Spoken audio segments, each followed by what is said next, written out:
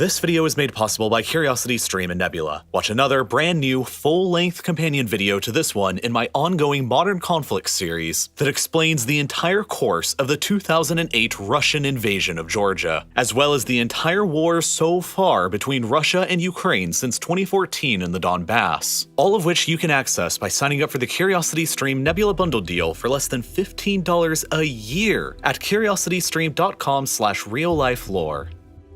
Throughout the past few months, there has been almost constant news and coverage in the West about Russia's imminent plans to invade Ukraine. Started large-scale military drills this morning. And this is a very dangerous moment. Stoking fears of an invasion. More than 2,000 troops, according to American intelligence, sent within the 24 hours. American citizens should leave now.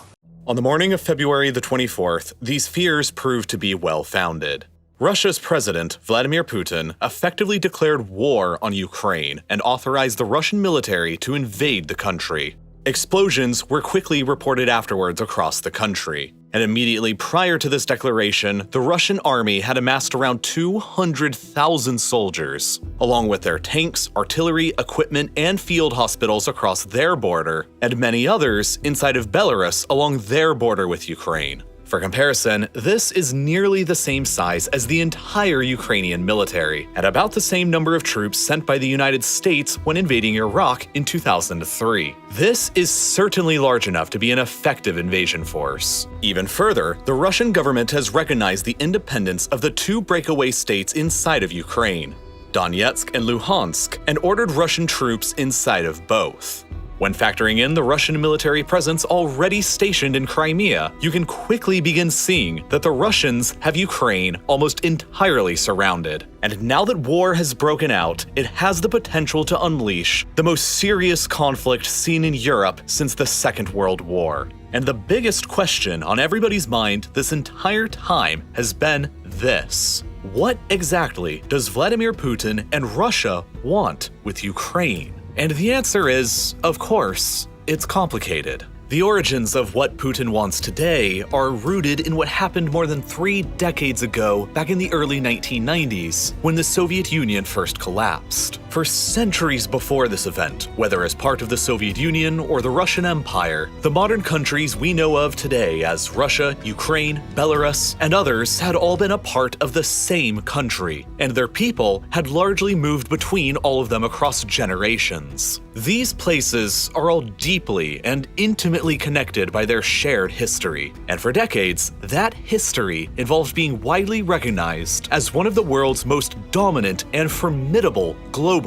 superpowers. But all of that changed in late 1991, when, suddenly, the sweeping United Empire that had existed in some form or another for centuries collapsed, and left in its place 15 newly independent republics. Today, the largest of them, Russia, has only half of the population that the former United Soviet Union had, and she possesses an economy that's only moderately larger than Spain's, a country with only a third of the population that ceased being a great power back in the 18th century. At the same time, the massive amounts of territories that were once dominated from the central government in Moscow have been shrinking almost continuously ever since. During the Cold War, there were 2 rival competing military alliances on the European continent: the North Atlantic Treaty Organization, or NATO, in the West, and the Warsaw Pact in the East. Moscow didn't outright rule the countries of the Warsaw Pact, but they were effectively locked into Moscow's orbit as thralls or puppet states. From Moscow's perspective, these states provided a massive buffer against any potential military incursion from their primary Cold War rivals to the West in NATO.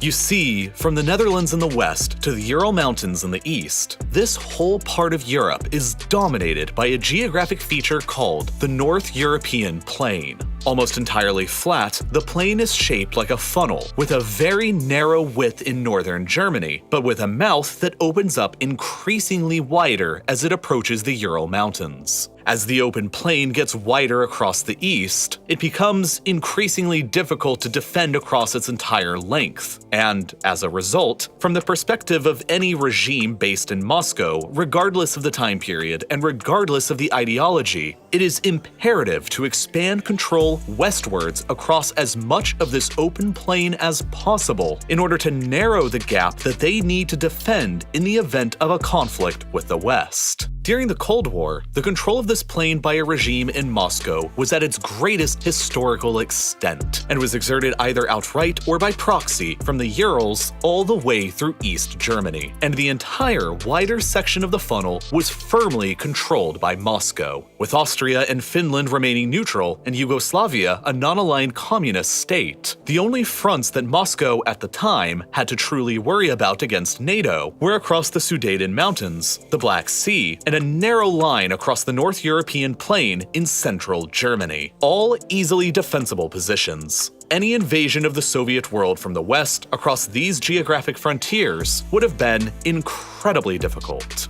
But in the 30 years since 1991, the situation has changed dramatically against Moscow's favor. Today, the former Warsaw Pact territories of East Germany, Poland, Czechoslovakia, Hungary, Romania, and Bulgaria are all a part of NATO, while the former Soviet republics themselves of Lithuania, Latvia, and Estonia all are as well. This reality has pushed the NATO front lines significantly further to the east, across the wider section of the North European plain, and has separated Russian territory between the mainland and the Kaliningrad exclave here, across what's known as the Suwalki Gap. If you're sitting in the Kremlin in Moscow and you still believe that NATO is a hostile military alliance, or could become one in the future, then this situation understandably looks pretty grim. But it's not totally lost yet. In the years following the breakup of the Soviet Union, many of the newly independent republics established and joined their own military alliance called the Collective Security Treaty Organization, or CSTO, which in Europe consists of Russia, Belarus, and Armenia, but not Ukraine, which has remained a sort of neutral zone between NATO in the west and the CSTO in the east.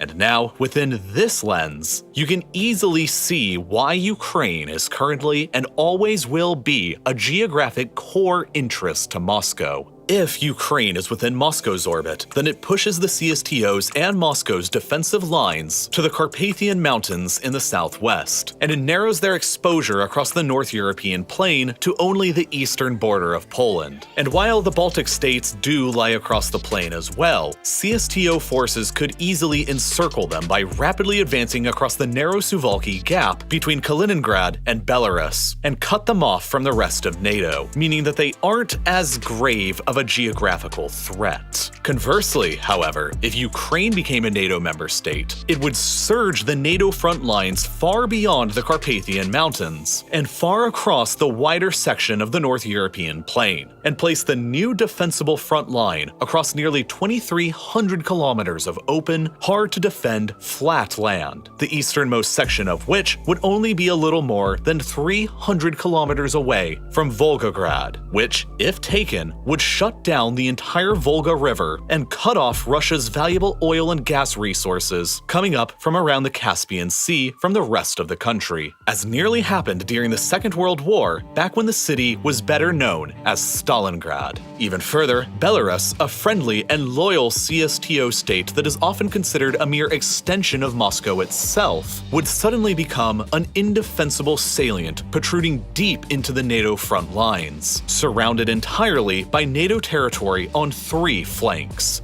Thus, Ukraine's outright control by Moscow, or at least neutrality, is essential to the defense of the CSTO and Russia, if you believe that NATO is a hostile aggressor or could become one in the future. But all of this is really only the beginning of what Russia and Putin want from Ukraine. The biggest thing they want of all is energy. While their overall economy is little larger than Spain's, Russia remains a global superpower through the lens of energy resources, and it's specifically oil and gas that is the most critical component to understand about Russia's worldwide ambitions. Across multiple vast oil fields, Russia is the world's second largest producer of oil, ahead of even Saudi Arabia, while at the same time, Russia also possesses the world's largest proven reserves of natural gas, largely across Siberia, which has enabled Russia to become the world's leading exporter of natural gas. The revenues gained from the sale of all these oil and gas exports are the literal foundation for the modern Russian state and Russian power, because they provide as much as 50% of the entire Russian government's budget and represent about 30% of Russia's entire GDP. Russia has used the vast money earned from selling oil and gas abroad to fund their military, pay off debts, save cash, and finance its own restoration as a global great power. Russia is therefore effectively a petrostate, just like Saudi Arabia or Iran, and is the only petrostate located in Europe,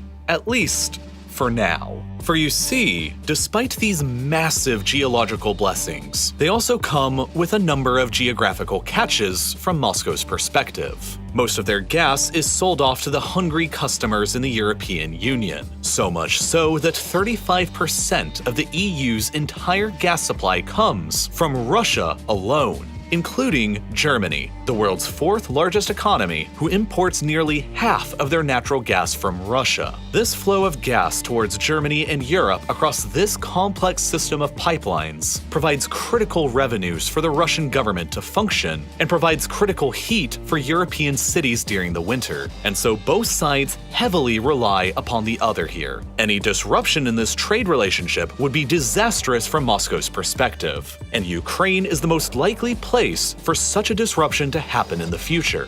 Back during the Soviet times, when Russia and Ukraine were both one country, pipelines were built across Ukraine almost like a bridge that transported gas directly from the Siberian sources to the customers in Europe. But then, all of a sudden, after the USSR's collapse, Ukraine was an independent country who was demanding tariffs to the tune of billions of dollars a year from Russia in order to continue using their country as a gas bridge to Europe. And Russia had no other choice but to agree, because the pipeline infrastructure anywhere else didn't yet exist. As late as 2005, 80% of Russia's gas exports heading to Europe were still flowing across pipelines through Ukraine. But in the decades since, Russia has sought to solve this over-reliance on Ukraine by building multiple new pipelines that avoid Ukraine entirely, like Yamal Europe across loyal Belarus, Nord Stream 1 and 2 beneath the Baltic that go directly from Russia to Germany, Moscow's largest single customer, along with South Stream, Blue Stream, and Turk Stream beneath the Black Sea. By 2024, Russia has plans to completely cease all of their gas exports through Ukraine entirely, and the government will save billions of dollars in tariffs as a result. But that is hardly what has been so threatening about Ukraine recently. Significantly more menacing to the perspective of Moscow was the discovery, for the first time in early 2012, that Ukraine's exclusive economic zone within the Black Sea may contain more than 2 trillion cubic meters worth of natural gas,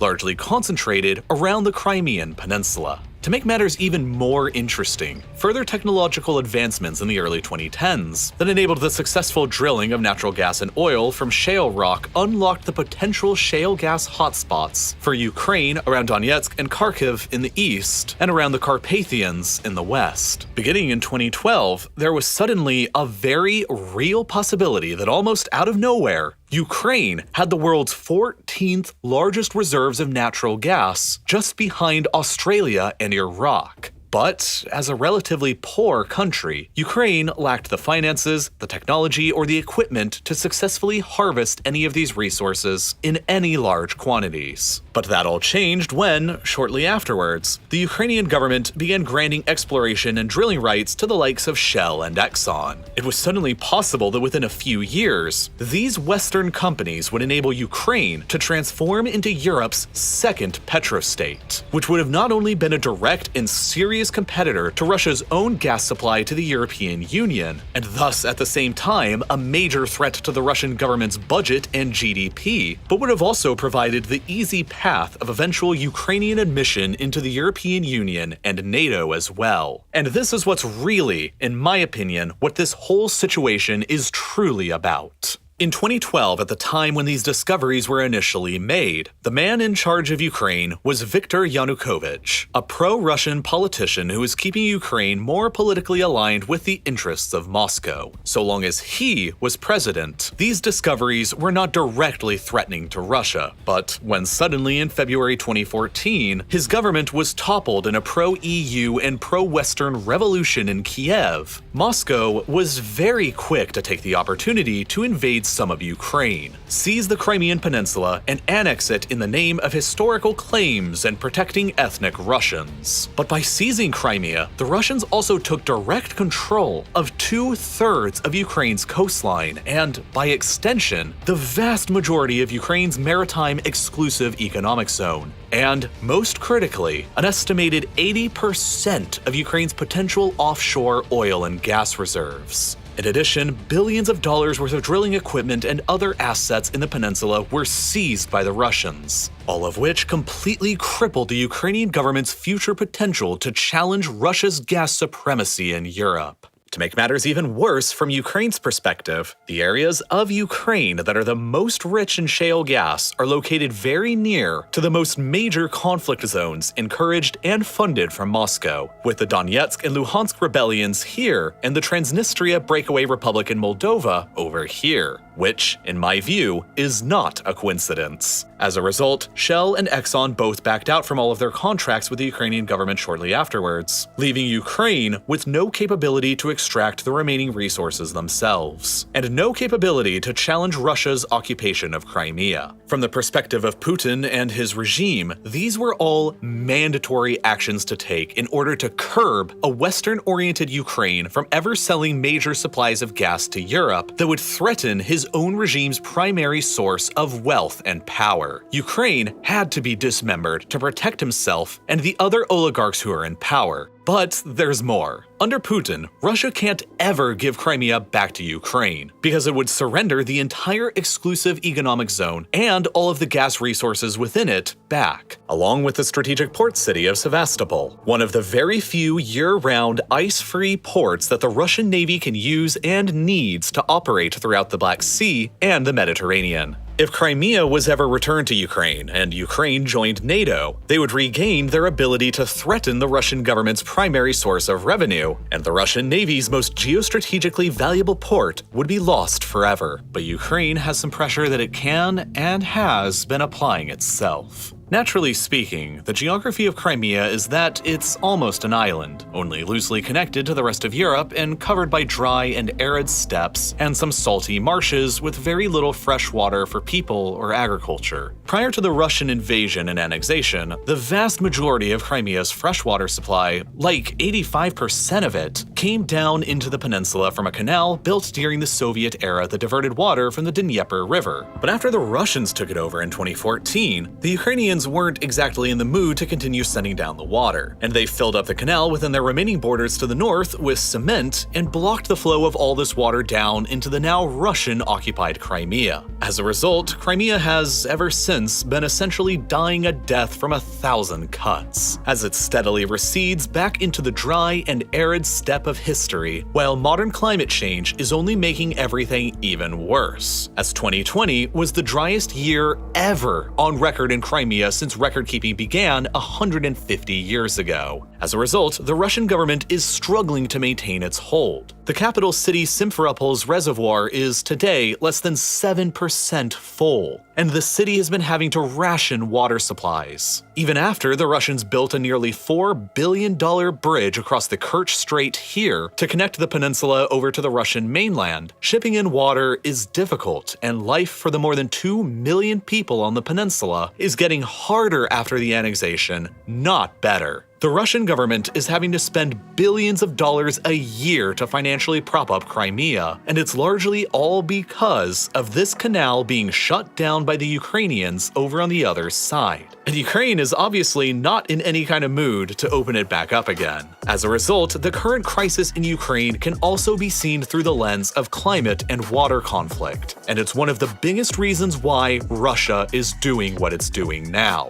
The current Prime Minister of Ukraine, Volodymyr Zelensky, monarchy, has stated on multiple occasions that the primary goal going forward for the Ukrainian nation is the reclamation of the Crimean Peninsula from Russia. Currently, Ukraine has no realistic capability to challenge the overwhelmingly more powerful and capable Russian military. But in the future, were Ukraine to join NATO and a murky conflict breaks out between themselves and Russia over Crimea, or in the eastern rebel-occupied Donbass where it may be unclear who started it, it's hypothetical that Ukraine could trigger Article 5 of the NATO treaty, which states that, quote, "If a NATO ally is the victim of an armed attack, each and every other member of the alliance will consider this act of violence as an armed attack against all members and will take the actions it deems necessary to assist the ally attacked." Therefore, in the future, the fear of those in power in the Kremlin is that Ukraine will bring in the rest of NATO to fight Russia in taking back Crimea, and that is a war that Moscow knows it will lose.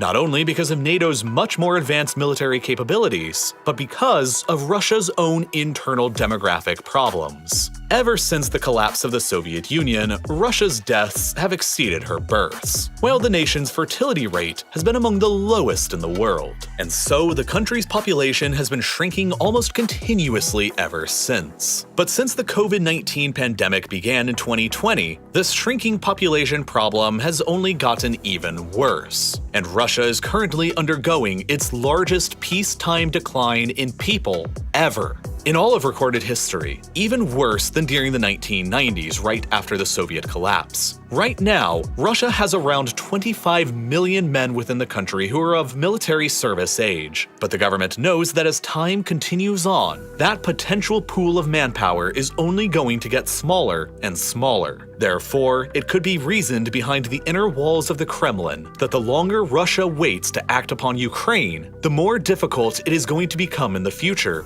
and so the earlier, the better. Now, by occupying Crimea and by maintaining conflicts in the Donbass region of eastern Ukraine, Russia has so far succeeded in keeping Ukraine out of NATO. And by building up troops along the border and hosting joint military exercises in Belarus, Moscow is further able to signal to Ukraine that they are in danger, which can panic investors in the Ukrainian government and damage the economy even further, and which forces Ukraine to spend even more money on their own military and defense, taking away vital cash that they could be using to further develop their own natural gas infrastructure. And of course, Russia has been fueling a war inside of Ukraine in the east now for years, ever since 2014, that has greatly depleted the Ukrainian government's time, manpower, and resources. After being taken over by pro-Russian separatists following Russia's invasion and annexation of Crimea, both Donetsk and Luhansk declared their independence from Ukraine 8 years ago, and after being supported financially and militarily from Russia, have continuously been fighting a war against the Ukrainian government ever since that has already claimed the lives of more than 14,000 people. For years, most of the territory of each has been controlled by the Ukrainian government. But just a few days ago, Russia, for the first time, officially recognized both as fully independent countries separate from Ukraine and deployed their troops into each.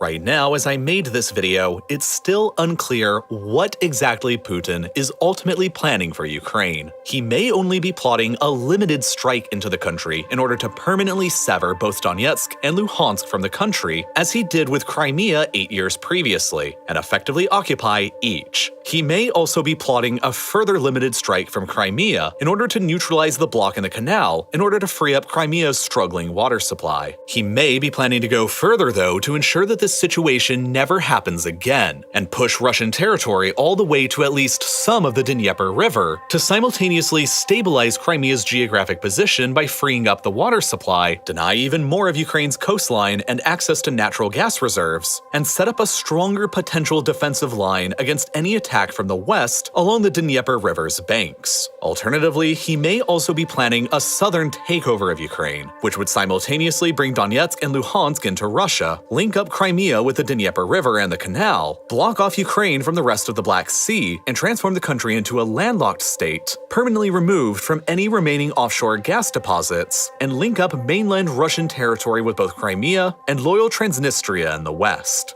Or he may really be planning an all-out assault to take over the entire country, so as to guarantee that Russia and the CSTO's defensive lines against NATO are pushed further back towards the more narrow opening of the North European plain between the Carpathian Mountains and the Baltic Sea across the border of Poland, and in so doing, guaranteeing that Ukraine will never be used against them and that Belarus will never become an indefensible salient. From there, Russian provocations into Moldova are almost a certainty next. Another former Soviet state who isn't a member of NATO and conveniently already has a pro-Russian breakaway state that Russia will eventually get around to recognizing as well. Transnistria. It's all a part of Putin's repeatedly stated goal of bringing back the old Soviet and Russian empire for the 21st century. Now that Putin has chosen to invade, it's not entirely clear what's happening as the facts on the ground are rapidly developing. But what is clear are Putin's demands. He has demanded that the West agree to 3 main terms. 1. That Ukraine never be allowed to join the NATO alliance. 2. That NATO and the United States withdraw all of their armed forces from Eastern Europe back to the pre-1997 boundaries of NATO, ending in Germany, effectively abandoning Poland, the Baltic states, and much of the rest of Eastern Europe. And that 3. NATO and America agree to freeze the NATO alliance as is and rule out any future expansion of new members. And that the alliance will not hold any military drills in Ukraine, Eastern Europe, or in the Caucasus without prior Russian consent. The West and NATO, of course, will never accept any of these terms, and Putin must know this. But through the lenses of geographic security, the economics of oil and gas, the changing climate, the shortage of water in Crimea, and Russia's own sensitive internal demographic crisis, it's clear to see what Russia's primary concerns are with Ukraine, and only time will tell how Russia and Vladimir Putin act upon those concerns. But by analyzing how Putin has acted before during times of crisis, we can likely figure out how he'll act again in the future. The recognition of both Donetsk and Luhansk as independent countries and the deployment of Russian troops into both, before launching the full-scale invasion across the entire country next, mirrors a striking, uncanny resemblance to exactly what Putin and the Russian government did against Georgia 14 years previously, back in 2008. Back then, the Russian army invaded the country of Georgia in what would ultimately become the first European war of the 21st century. 2 pro-Russian breakaway provinces inside of Georgia, Abkhazia and South Ossetia, were each recognized by Russia as fully separate and independent countries, and then, by using the pretext of Georgian occupation of both, Russia deployed troops into both and, from there, initiated a full-scale land, sea, and air invasion across the rest of Georgia. Across the 12 days of intense fighting that followed, the Russians occupied both Abkhazia and South Ossetia within Georgia, solidified their de facto independence, and effectively dismembered the country, displacing nearly 200,000 people and causing Georgia to sever all diplomatic relations with Russia. However, it was, in the end, a decisive victory for Russia and for Vladimir Putin, as it kept Georgia from joining NATO, and at a time when NATO and the West were more distracted by the quagmires of Iraq and Afghanistan, there was little international attention, let alone condemnation. It would only be less than 6 years later when Putin would deploy the exact same kinds of tactics that he used against Georgia, against Ukraine, in Crimea, and the Donbass. And now in 2022, it once again appears that history is repeating itself in Donetsk, Luhansk,